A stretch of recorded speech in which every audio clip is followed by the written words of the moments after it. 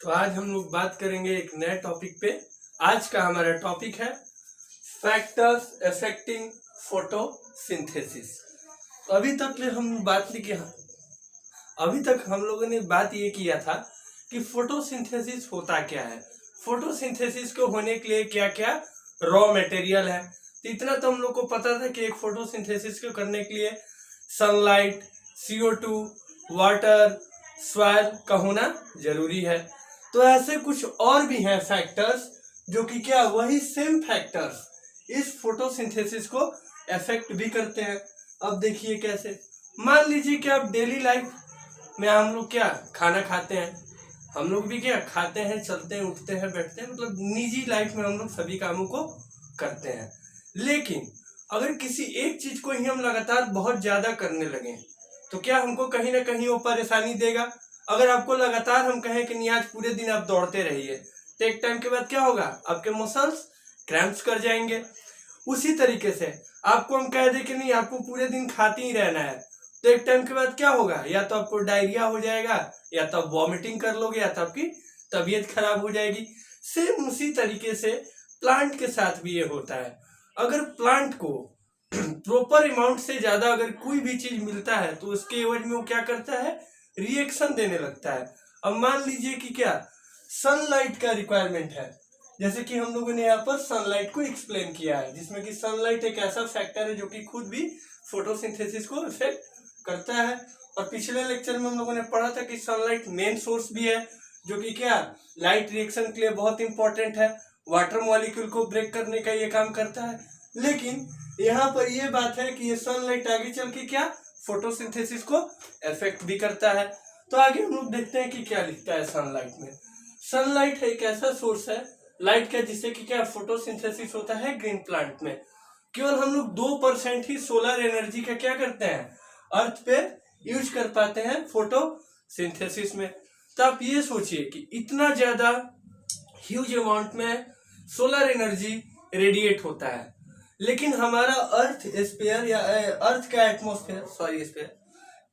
Atmosphere केवल 2% solar energy use करता है। तो बाकी की एनर्जी क्या होते हैं, तो बाकी की एनर्जी हमारे रिफ्लेक्ट करके फिर से वैसे ही चले जाते हैं। लेकिन अगर यही सनलाइट बहुत अगर हाई रेशियो में या बहुत ज्यादा मतलब कि क्या टेम्परेचर के साथ आए तो उस कंडीशन में क्या होगा, उस प्लांट को क्या करेगा, डैमेज कर देगा, या फिर उसके जो भी पिगमेंट्स हो गए उनको क्या करेगा, डैमेज करेगा। तो केवल प्लांट हमारा क्या करता है, फोटोसिंथेसिस के दौरान केवल टोटल 2% सोलर एनर्जी का क्या करता है, यूज करता है फोटोसिंथेसिस के लिए। बहुत से आपको बुक्स में ये 1% भी मिल जाएगा। तो आपको इससे क्या ये नहीं सोचना है कि ये गलत है या वो गलत है, आप ये भी लिख सकते हैं या 1% भी लिख सकते हैं। इसीलिए आपको हमने ये दोनों बात कह दी। नेक्स्ट हमारा फैक्टर अफेक्टिंग फोटोसिंथेसिस का टॉपिक दूसरे नंबर पे हमारा रहेगा क्या है, फोटोसिंथेटिक पिगमेंट। आगे हम लोग उस पर बात करते हैं क्यों। तो हमारा दूसरा क्या था फैक्टर्स क्या था, फोटोसिंथेटिक पिगमेंट। फोटोसिंथेटिक पिगमेंट एक तरह से एंटीना की तरह काम करता है। अब ये एंटीना की तरह क्यों काम करता है, मान लीजिए हम लोग के घर में जैसे क्या डिश टीवी का लगा हो छतरी, पहले हम लोग क्या करते थे कि एक एंटीना लगा होता था, कुछ इस टाइप का होता था, ऐसे डंडा टाइप का होता था, इसमें ऐसे ऐसे लगा रहता था। घर वाले क्या बोलते थे, बाबू टीवी नहीं चल रहा, थोड़ा इसको हिला कर आना। तो हम लोग जाते थे छत के किसी कोने पे ये लगा होता था, इसको ऐसे ऐसे हिलाते थे। जब ये कुछ हिलता था तो टीवी पर क्या शो आना शुरू हो जाता था। उसी तरीके से ये एंटीना, इसको हिलाना नहीं पड़ता है, पर ये एंटीना इसको इसलिए बोला गया क्योंकि जो भी लाइट आता है, मान लीजिए कि इन्वायरमेंट में सोलर लाइट आया, ऐसे लाइट आ रहा है, लेकिन यहाँ कुछ तो होना चाहिए रिफ्लेक्शन या ट्रैपिंग करने के लिए। तो हुआ क्या कि ये जो क्लोरोफिल है, पिगमेंट है, इस सोलर लाइट को क्या किया, पकड़ लिया, और ट्रैप करने के बाद उसको रख लिया। तो ट्रैप करने के लिए जो काम किया, इसीलिए उसको क्या हम लोग बोले हैं कि serve as antenna to absorb light. कौन सा लाइट, सोलर लाइट, जो कि हम लोग को सन से मिल रहा है। तो ये तो नॉर्मल हुआ। लेकिन अब कभी मनी प्लांट को देखा है आपने? मनी प्लांट बेसिकली सभी के घर में होता है, पैसा नहीं मिलता है लेकिन नाम है मनी प्लांट। आज तक तुमको 1 रुपए में नहीं मिला इससे, लेकिन नाम सब यही बोलते हैं कि बाबू मनी प्लांट है, मनी प्लांट है। मनी प्लांट के आप लीव्स को देखेंगे तो ये पेल येलो कलर के होते हैं। कैसा? Pale yellow. तो आप सोचिए कि ये पेल येलो है, ग्रीन कलर का फुली नहीं है, तो ये फोटोसिंथेसिस कैसे करता होगा? कम करता होगा। क्यों? क्योंकि पेल येलो हुआ कि मतलब क्या? क्लोरोफिल कम। और फुल्ली ग्रीन हुआ तो क्लोरोफिल कैसा? फुलफिल है, पूरे अमाउंट में है। तो जहां क्लोरोफिल कम हुआ उस कंडीशन में क्या होगा? Rate of photosynthesis slow down. तो ऐसा तो नहीं है कि ये जो मनी प्लांट होगा ये फोटोसिंथेसिस नहीं कर पाएगा, ये भी करेगा। इवन इसको आप रूम में रख दीजिए तो भी ये क्या? सरवाइव कर जाता है। क्यों? क्योंकि पिगमेंट्स कम है, तो लाइट के रिक्वायरमेंट कम होंगे, कार्बन डाइऑक्साइड के रिक्वायरमेंट कम होंगे, और दूसरी बात कि इसको ग्रो करने के लिए सॉइल का रिक्वायरमेंट नहीं होता है। ये वाटर में रह के भी अपने आप को क्या करता है? ग्रो कर लेता है। और किस फॉर्म में? टेंड्रिल्स या क्लिम्बर्स के फॉर्म में ये ग्रो करता है। अगर घर में आपने देखा होगा तो ये रस्सी पकड़ के ऐसे ऐसे ऐसे ऐसे चढ़ जाता है ऊपर। सेम उसी तरीके से अगर मान लीजिए कि हमें तो लगा कि चलिए ग्रीन प्लांट है तो फोटोसिंथेसिस करेगा। जो ग्रीन प्लांट्स नहीं होते होंगे, अब जैसे कि मान लीजिए कि रेड कैबेज हो गया, कई बार कोई मान लीजिए कि आपको वेजिटेबल्स में जैसे हम लोग का क्या है? स्पिनच है, पालक हरे कलर का होता है, लेकिन बहुत ऐसे भी हैं पालक के वैरायटी जो क्या क्या है? रेड कलर के हैं। तो जो रेड कलर के होंगे क्या वो फोटोसिंथेसिस नहीं करते होंगे? ऐसा तो नहीं है, क्योंकि पिगमेंट तो उनके पास भी है। तो उनके पास जो पिगमेंट है उसको हम लोग क्या बोलते हैं? जैंथोफिल। कौन सा पिगमेंट? जैंथोफिल। ये भी क्या? ये क्लोरोप्लास्ट सॉरी क्लोरोफिल को छोड़ के ये और पिगमेंट्स है जिनके के बारे में थोड़ा हम लोग डिस्कस कर लेते हैं। कौन कौन से? जैंथोफिल हुए, कैरोटीनॉइड्स हुए, तो ये सब भी क्या है? फोटोसिंथेसिस करेंगे, लेकिन नॉर्मल से कम करेंगे। रेट वो नहीं होगा जो कि क्या? ग्रीन प्लांट्स अपना जितना की फोटोसिंथेसिस करता है। तो आप ये बात याद रखिएगा कि जो भी अगर क्या होंगे? लेस ग्रीन प्लांट्स होंगे जिनमें कि लेस क्लोरोफिल होगा, उनमें क्या होगा? रेट ऑफ फोटोसिंथेसिस कम होगा। और जो हाईली ग्रीन प्लांट्स होंगे जिनके लिप्स फुली ग्रीन होंगे, वो कैसा करेंगे? वो अपने एडिक्वेट फॉर्म में, एग्जैक्ट फॉर्म में जितना कि उनको फोटोसिंथेसिस करना चाहिए उतना ही करेंगे। नेक्स्ट हम लोग बात करेंगे कार्बन डाइऑक्साइड की।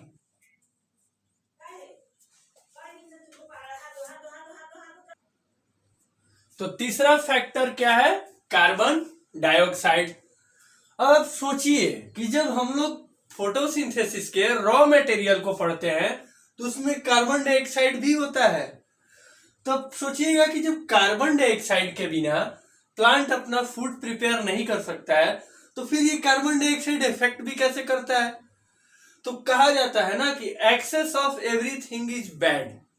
अब सोच लीजिए कि आप किसी के फनरल में गए हैं और उसका कोई प्रिय आपके साथ हो और आपको कोई जोक याद आ जाए और आप हंस दें, तो क्या होगा? वो आपको कूट देंगे वहीं पर कि एक तो तुम फनरल में आए हो और तुम यहाँ हंस रहे हो। तो क्या हुआ कि आप हमेशा हंसमुख थे। लोग कहते थे अरे बड़े हंसमुख हो यार, अच्छी बात है, लेकिन वहां तो आपकी हंसी आपके लिए क्या हुई? गलत साबित हो गई। सेम ये कार्बन डाइऑक्साइड के साथ भी यही होता है। ये बेचारा जब तक अपने अमाउंट में होता है, एडिक्वेट रेट में होता है, तब तक लोग कहते हैं कि चलो तुम बहुत ठीक हो। रिड्यूस हुए तो भाई क्या? कार्बोहाइड्रेट बना दिए। लेकिन अगर यही कार्बन डाइऑक्साइड अगर बहुत ज्यादा हो गया अपने कंसंट्रेशन से, तो आगे चल के क्या करेगा? ये प्लांट के लिए टॉक्सिसिटी का काम करेगा। क्योंकि सभी को पता है कि अगर एटमॉस्फेयर में हम लोग भी अगर कंडीशन में कहीं CO2 बहुत ज्यादा लेवल हाई है तो क्या होगा? उस कंडीशन में हमारे लिए भी इफेक्ट होगा। और ये CO2 बढ़ने का रीजन क्या है? पॉल्यूशन। देखिए आगे हम लोग इस पे थोड़ा पॉइंट पे बात करते हैं कि क्या लिखा है। Atmosphere is the main source of CO2, सभी को पता है। जो हम आप लोग क्या कार्बन डाइऑक्साइड जो हम लोग रिलीज कर रहे हो कहाँ जा रहा है, हमारे एटमॉस्फेयर में ही जा रहा है और कहीं तो जा नहीं रहा है। For terrestrial plant, terrestrial plant उसको बोलते हैं जो बाबू की लैंड पर होता है। ये इंपॉर्टेंट है, ये आप ज्योग्राफी में पढ़े होंगे, 5, 6, 7 इन सब क्लास में पढ़ना है टेरेस्ट्रियल प्लांट के बारे में ज्योग्राफी में। तो क्या लैंड पर जो प्लांट्स हैं उनको तो CO2 क्या एटमॉस्फेयर से ही मिलेगा। अब ऐसा तो नहीं है कि वो क्या कहीं से उसको एक्स्ट्रा कोई क्या मतलब कंज्यूम करके उसको दे कहीं से या एक्वायर करके दे, तो एटमॉस्फेयर से क्या किया अपना CO2 लिया। The rate of photosynthesis increases by increasing, अगर CO2 का रेट बढ़ा तो फोटोसिंथेसिस क्या करेगा, बढ़ेगा। ये एरो मार्क जो हमने शो किया वो फोटोसिंथेसिस के क्या रेट को बढ़ने के लिए किया है, by increasing concentration of CO2। CO2 बढ़ा, देखिए एरो पे आप ये मत सोचिएगा कि हमने किया, इस चीज को ऐसे दिखाया है कि ये क्या हुआ, कंसंट्रेशन किसका, CO2 का क्या हुआ, राइज हो रहा है। तो फोटोसिंथेसिस भी क्या हो रहा है, राइज हो रहा है। लेकिन कहां तक, अप टू अ लिमिट। लोग क्या बोलते हैं कि देखो यार मजाक कर रहे हो तो एक हद तक करो, जैसे हर चीज का एक लिमिटेशन है ना। आपको पता है कि आपके पेरेंट्स बहुत जॉली मूड में है, आप अपने पेरेंट्स के साथ हंसी मजाक कर रहे हो, लेकिन ऐसा तो नहीं है कि आप उनके साथ बैठ के हमें भर दिन आप हंसी मजाक करोगे।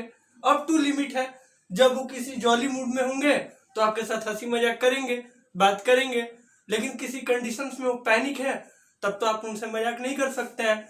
सेम ये CO2 के साथ है, जब इसका कंसंट्रेशन बढ़ा तो फोटोसिंथेसिस भी बढ़ा, लेकिन एक लिमिट तक। अब ये लिमिट जहां क्रॉस किया तो ये कंसंट्रेशन क्या होगा, टॉक्सिक होगा सेल के लिए। तो सेल से क्या समझे आप, किस सेल के लिए, प्लांट सेल के लिए। हम ब्रैकेट में लिख दे रहे हैं ताकि आपको आगे प्रॉब्लम ना आए समझने में। तो ये क्या हुआ, कंसंट्रेशन बढ़ा और बहुत ज्यादा अप टू लिमिट बढ़ा तो क्या हुआ, टॉक्सिसिटी का काम किया किसके लिए, प्लांट सेल के लिए। अब होगा क्या, जब CO2 बहुत ज्यादा हो जाएगा तो पॉल्यूशन रेट बढ़ा तो आगे चल के क्या करेगा, ये पेड़ को डैमेज करना शुरू करेगा, हीट बढ़ना शुरू हो जाएगा कहाँ, एटमॉस्फेयर में। तो ये क्या है, एक एडिक्वेट फॉर्म में अपने आप को क्या ये सरवाइव नहीं कर पाएगा, तो वहां पर ये प्रॉब्लम करेगा। नेक्स्ट हमारा क्या है, वाटर।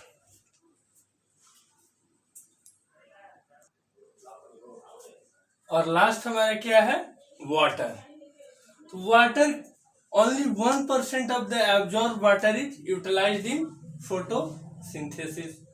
मतलब कि आप जो प्लांट में जितना भी आप अमाउंट में वाटर डालते हो तो उसका केवल क्या 1% ही पेड़ क्या करता है, उपयोग करता है। किस चीज के लिए, अपने फोटोसिंथेसिस के प्रोसेस को करने के लिए। But the less availability of water reduces the rate of photosynthesis. अब इसको समझिए कैसे। मानिए कि बहुत ज्यादा तपती गर्मी का दिन हो, जेठ का गर्मी, हिंदी का महीना होता है एक जेठ, जिसकी गर्मी बहुत ज्यादा तीखी होती है, बहुत ज्यादा तेज होती है। तो जेठ की गर्मी में क्या, मान लीजिए कि आपने गमले में लगाया पौधा, आप 2 दिन पानी नहीं डाले और धूप उस पर लगातार पड़ी जा रही है, तो मिट्टी क्या होगी, फट जाएगी। तो उस कंडीशन में क्या हुआ कि प्लांट के जो जाइलम था उस जाइलम में वाटर ट्रांसपोर्ट नहीं हुआ, तो वो भी कैसा हो गया, ड्राई हो गया। तो वाटर जब नहीं मिला तो उस कंडीशन में प्लांट क्या हुआ, फोटोसिंथेसिस नहीं कर पाया, तो कैसा हुआ, स्कार्सिटी ऑफ वाटर। तो वाटर डेफिशिएंट होने की वजह से हुआ क्या कि प्लांट धीरे धीरे धीरे धीरे मरने के कगार पे आ गया, या फिर ऐसा बोलिए कि लीव्स कैसे हो गए, डाउन हो गए। आप कभी 1 या 2 दिन तक गमले में पानी नहीं डालिएगा, आप फील कीजिएगा कि ये पेड़ का जो मान लीजिए कि एक तना है, ये जो पत्ता है ये स्टाल्क से ऐसा लटका हुआ आपको दिखेगा, ये इस तरीके से आपको कैसा डाउन टाइप का दिखेगा। इस पर कोई ग्रेविटी का फोर्स नहीं लगा, हुआ क्या यहाँ पे कि जो आपका ये वाटर ट्रांसपोर्ट हो रहा था इसमें, इसको क्या किया था, इसको हार्ड बना कर रखा था, इसको हेल्दी रखा था। आप देखिए आपके साथ भी होता है ऐसा, गर्मी में मान लीजिए कि आपको हम कह दें कि यहाँ से गोरक्षिणी जाना है या ताराचंडी मंदिर जाना है, वो भी पैदल जाना है, और एकदम तपती धूप है, आपको गमछी भी ना दे और नंगे पैर आपको हम भेज दें, क्या ये पॉसिबल है कि आप यहाँ से धर्मशाला तक भी जा पाए? नहीं जा पाइएगा। क्यों? क्योंकि आपके बॉडी के जितने भी साल्ट्स, मिनरल्स और अलग अलग टाइप के इलेक्ट्रोलाइट्स हैं वो क्या होंगे, स्वेटिंग के फॉर्म में बाहर आ जाएंगे, और उनका रेट क्या होगा, बहुत ज्यादा। तो उस कंडीशन में अपने आप को कैसा फील कीजिएगा, डल फील कीजिएगा, लेजीनेस आपको होगा, और आपको क्या होगा, डिहाइड्रेशन हो सकता है। उसी तरीके से सेम प्लांट के साथ भी है कि अगर आप उसको पानी का थोड़ा भी अगर अमाउंट कम करेंगे तो रेट ऑफ फोटोसिंथेसिस क्या होगा, कम हो जाएगा ना। क्योंकि याद कीजिए कोलाइट किस लिए ट्रैप करके रखता था, इसी वाटर को ब्रेक करने के लिए। अब उसके पास वाटर है नहीं तो फ्री इलेक्ट्रॉन क्या होगा, बनेगा नहीं, तो आगे क्या होगा, वो पूरा मैकेनिज्म इधर का उधर हो जाएगा और प्लांट क्या हो जाएगा, डेड हो जाएगा। बट एक और कंडीशन है, अंडर द वाटर डेफिशिएंट। अभी जिस चीज को हमने बताया कि पानी के कमी से, कंडीशन एक और होगा, ये जो स्टोमेटल एपर्चर है, एपर्चर मीन्स ओपनिंग होता है बाबू, ठीक, याद रखिएगा, हमने यहाँ लिख भी दिया है, आप लिख लीजिएगा, एपर्चर मीन्स ओपनिंग। तो स्टोमेटल एपर्चर जो है वो क्या होगा, वो क्लोज रह जाएगा, due to close to reduce the loss of water. अब देखिए आगे हम लोग बताएंगे, अभी हम आगे बात करेंगे हम लोग स्टोमेटा के स्ट्रक्चर पे, तो इसको और डिटेल में समझेंगे कि स्टोमेटा क्लोजिंग और ओपनिंग मैकेनिज्म में क्या होता है। तो बहुत बार ऐसा भी होता है कि वाटर बहुत ज्यादा भी डालने के बाद पेड़ में क्या होता है, आपको फंगस लग जाएंगे, बैक्टीरिया लग जाएगा।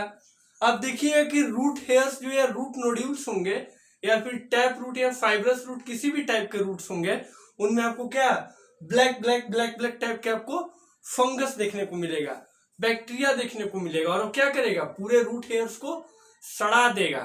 और जैसे ही रूट हेयर्स को सड़ाएगा, पता है, पेड़ अपना वाटर कंडक्शन बंद कर देगा और क्या करेगा, आगे चल के कुछ टाइम के बाद वो डेड कर जाएगा। आगे हम लोग नेक्स्ट अभी इसी में बात करते हैं कि ओपनिंग मैकेनिज्म ऑफ स्टोमेटा क्या है।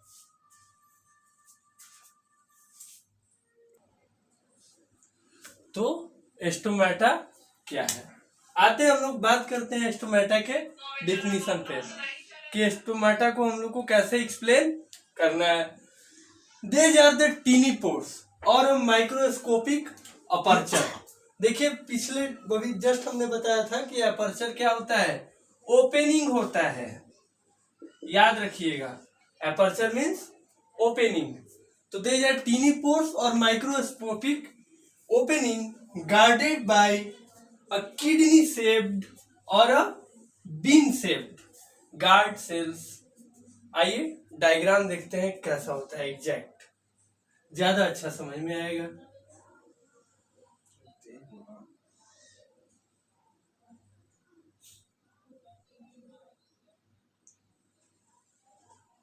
कुछ इस टाइप से आपको होगा। तो ये कैसा है, ये ओपन है, मतलब ये कैसा है आपको ओपन। ये क्या हुआ, ये गार्ड सेल, गार्ड सेल। और देख रहे हैं आप किस टाइप से है, ये बीन शेप्ड है कि नहीं। अगर आप ह्यूमन किडनी को देखिए तो बिल्कुल ही आपको ऐसा दिखेगा, ये जस्ट लाइक कैसा, ह्यूमन किडनी।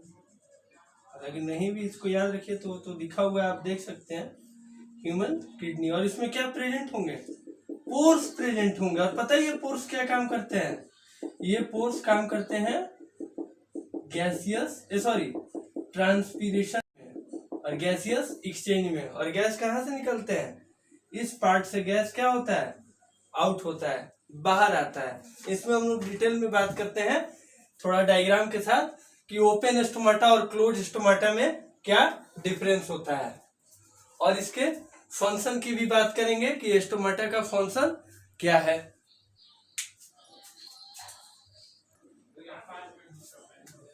सेम अभी हमने क्या एक्सप्लेन किया कि स्टोमाटा क्या क्या काम करता है। गैसियस एक्सचेंज में काम करता है, वाटर लॉस में काम करता है, क्योंकि जो एक्स्ट्रा अमाउंट में वाटर लेता है वो कई बार क्या करता है अपने लिप्स के सरफेस से स्टोमाटा की हेल्प से वाटर लॉस कर देता है। सेम देखिए अब हुआ क्या कि जो मैसिव अमाउंट मतलब बहुत ह्यूज अमाउंट में जो गैसियस एक्सचेंज हो रहा है वो किसके थ्रू हो रहा है, लिप्स के थ्रू हो रहा है। बेसिकली बोले तो स्टोमाटा के थ्रू हो रहा है। क्यों? क्योंकि ये स्टोमाटा कहाँ प्रेजेंट है, इस लिप्स के सरफेस पे प्रेजेंट है। तो ये क्या हुआ, एक गैसियस एक्सचेंज में एक काम करेगा और एक कहाँ काम करेगा, वाटर लॉस करने में। और ये वाटर लॉस कब होगा, कब, ड्यूरिंग ट्रांसपीरेशन। जब ये ट्रांसपीरेशन प्रोसेस, हम लोग ट्रांसपीरेशन पढ़ेंगे सर्कुलेशन में और डिटेल में पढ़ेंगे। अभी के लिए इतना ही समझते हैं कि large amount of water loss through stomata. थोड़ा हम लोग डायग्राम की मदद से इस मैकेनिज्म को देखते हैं कि ये कैसे करता है। बेसिकली ऐसे आप लोग अगर एनसीईआरटी में एक दो एक्सपेरिमेंट्स भी दिए हैं, अगर आप एनसीईआरटी को आप देखिएगा तो आपको उसमें एक्सपेरिमेंट्स मिलेंगे। बहुत से ऐसे और भी साइड बुक्स में इस चीज को लेकर एक्सपेरिमेंट्स दिए गए हैं। उन एक्सपेरिमेंट्स के मदद से आप चाहे तो आप उसको अच्छे से स्टडी कर सकते हैं। कि कभी तो स्कूल से आपकी खुल नहीं रही है कि आपको लेबोरेटरीज में वगैरह में आपको दिखाया जाए। तो आइए हम लोग बात करते हैं क्लोजिंग और ओपनिंग स्टोमाटा पे। पहले हम लोग डायग्राम पे बात करते हैं कि डायग्राम कैसा होगा। ये रहा हमारा एक, ये रहा एक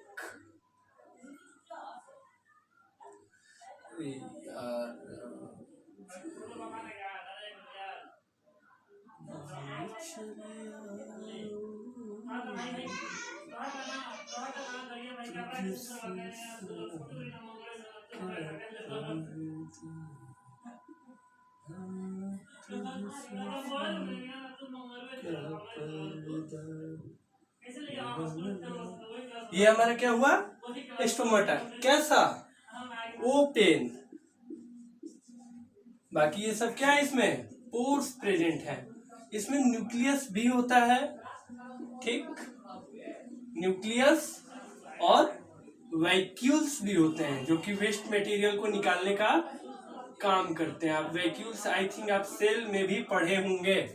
हालांकि जो हमसे सेल पढ़े होंगे उनको तो वैक्यूल्स अच्छे से याद होगा, जिनको कि हमने पढ़ाया है। अगर वो वीडियो देख रहे हैं तो ये क्या है, बाकी के ये सब पोर्स है। और ये क्या है, गार्ड सेल है, ठीक, गार्ड सेल।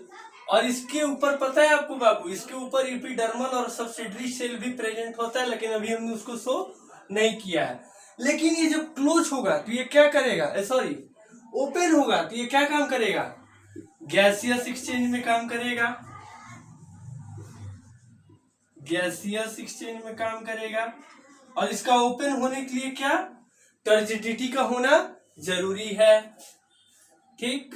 अगर ओपन हुआ तो कैसा, टर्जिड होगा, ठीक। और बाद में क्या होगा, एज यूजुअल आगे चल के नॉर्मली ये अपने से धीरे धीरे क्लोज होगा। अब देखिए कैसे, 2 मिनट। मान लीजिए ऐसे है, मान लीजिए कि ये गार्ड सेल है हमारा, पानी इसमें आ रहा है, भर रहा है और ये टर्जिड हो रहा है, तो क्या हुआ, कुछ इस तरीके से खुलेगा फिर बंद, इस तरीके से। तब देख रहे हैं कि जैसे ही इसमें पानी आ रहा है, ये टर्जिड हो रहा है, ये क्या हो रहा है, ये खुल जा रहा है, फुल गया ना। इसमें से गैसेस एक्सचेंज होगा, एक्स्ट्रा वाटर लॉस होंगे, जिससे कि ट्रांसपीरेशन होगा प्रोसेस। और बाद में क्या करेंगे, जैसे ही लॉस कर देंगे और गैसेस एक्सचेंज हो जाएगा, ये धीरे धीरे धीरे धीरे धीरे धीरे ऐसे आके अपने फिर से पुनर्अवस्था में आ जाएगा। जो कि डायग्राम में हम लोग देख रहे हैं कि क्या हुआ है, गार्ड सेल ऐसे खुल गया और ये धीरे धीरे धीरे धीरे क्या होगा, बंद होगा। वो भी उस स्ट्रक्चर को हम लोग देख लेते हैं कि कैसा दिखेगा आगे चल के। आप लोग कोशिश कीजिए, अगर आप बायोलॉजी पढ़ रहे हैं तो आपको डायग्राम बनाना कंपलसरी है, क्योंकि अगर आप कॉलेज स्कूल में भी जाएंगे तो आपको अलग अलग टाइप के डायग्राम आपको बनाने पड़ेंगे। बाबू बिना डायग्राम के बायोलॉजी स्टडी करना बहुत टफ काम है, तो डायग्राम बनाना कंपलसरी है। ठीक, ये कैसा हुआ, ये क्लोज हुआ। ठीक, ये हमारा क्या हुआ, क्लोज हुआ, और बीच में क्या है, ये सरफेस है जो कि इसको क्या किए हैं, क्लोज किए हुए हैं, और ये बाकी की इसमें पोर्स है। तो अब आप समझ रहे हैं कि अगर क्लोज स्टोमाटा होगा तो क्या प्रोसेस होगा, और ओपन स्टोमाटा होगा तो कैसा होगा। देखने में देख रहे हैं कितने ज्यादा वेरिएशन। ये पूरा ओपन है, इसमें से गैसेस एक्सचेंज होगा, वाटर लॉस होगा, और ये कैसा होगा, ये ड्यूरिंग टर्जिडिटी के टाइम ये खुल जाएगा। लेकिन ये बाद में क्या होगा, जैसे ही ये दोनों प्रोसेस होंगे, वाटर लॉस और ये गैसेस एक्सचेंज, आगे चल के क्या होगा, ये धीरे धीरे अपने आप को क्या करेगा, मान लीजिए ऐसे था, और ये धीरे धीरे अपने आप को फिर से पुनर्वस्था में लेकर आ जाएगा। तो ये कैसा है, ये क्लोज्ड है, क्लोज्ड गार्ड सेल। बाकी आपको हम ये डिटेल पढ़ाएंगे सर्कुलेशन में।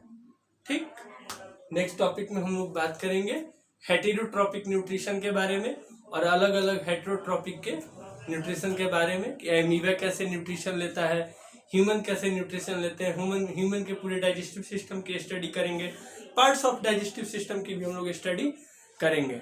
Thank you.